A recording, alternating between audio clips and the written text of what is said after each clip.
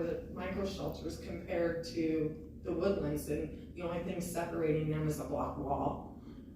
It's management and it's oversight and we need Switzerland, we need neutral parties, because there's the builders on this side who see the need and they want to fulfill it, and then we have certain officials over here on this other side, and how do they get their hand in the cookie jar? I really appreciate the three of you, because you guys are so, you seem set on solutions, and you guys, you're the ones I would have expected to be the most ones set on solutions, but I see you guys as throwing up these roadblocks and concerns. We don't get 2 foot of snow cover on the valley floor, and I'm just gonna end with that. Oh, one more thing. If we could look at this program that sets rental rates, that's a huge issue. Rents that used to be 800 that people could manage are gone, because the software program came in and made the same rent on that same piece of property $2,400 a month. So we need to look at that. Thank you, Kim. Director of Resource Management, anyone would like to speak in, then Supervisor Garman. Yes, I just wanted to clarify the motion. So in order to process an amendment to the zoning plan, which this would require, the board would have to adopt a resolution of intention for that amendment. So the motion, if that's the direction, then the motion should include directing staff to bring that resolution of intention back to the board. What we would do in the process of preparing that resolution, we would consult with county council, with the fire warden as well, and get their input, and they may have additional input to provide to the board at the time that that resolution is considered, which may alter your direction somewhat depending on the input that we receive. Would the maker of the motion redefine his motion to some effect? Yeah, absolutely, what Paul said, so. And with the second, yeah, okay. So we have a motion in second. Supervisor Garman. Thanks, Paul. Yeah, just for the record, I do support this, and the roadblocks I'm bringing up are just out of caution. That's all. I want to make sure we get things done correctly. There are folks out in Keswick who have beautiful RV living situations from the fire.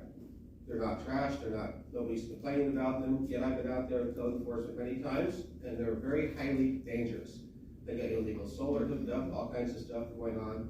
I just want to make sure everybody stays safe. That is my only worry. I definitely support this. We need more housing.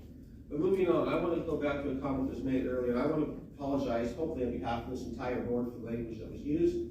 Racism sucks, and there's no place for it in this day and age, and I am shocked that we heard it here today. And again, I apologize to each and every one in this room for what you heard.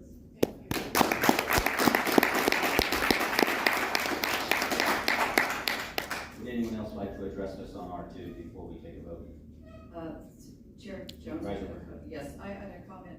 I also agree with Supervisor Garman. We need to monitor what is being said in this boardroom, and if someone acts out, they need to be immediately, the microphone needs to be turned off, and they need to be asked to leave. But we need to reestablish decorum and civility in this boardroom, and I really,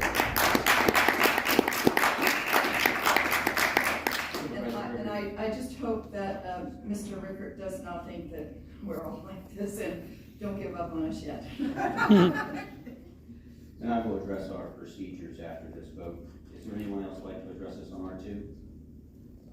Seeing none, we have a motion. It's been seconded. All those in favor? Aye. Those opposed? Passes unanimously.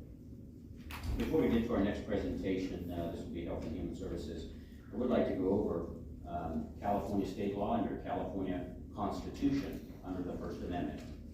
In a public meeting, you have a right under the Constitution to be loud, to be rude, to be profane.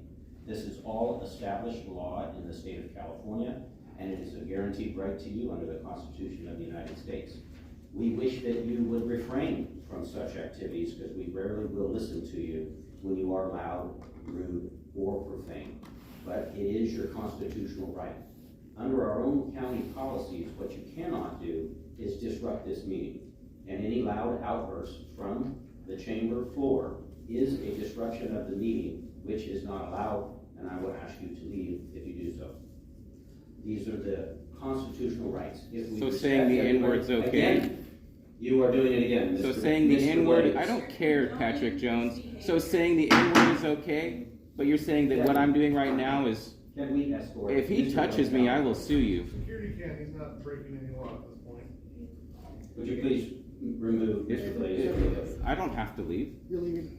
For what The reason? board's request to You're relieve, disrupting the meeting and I'm asking you to leave. so please stand. All right. Thank you, Mr. Blaze. Siding with racism. That's what Patrick Jones is. Condone his behavior. Hope your cane breaks and you fall down the steps, you piece of shit. Thank you.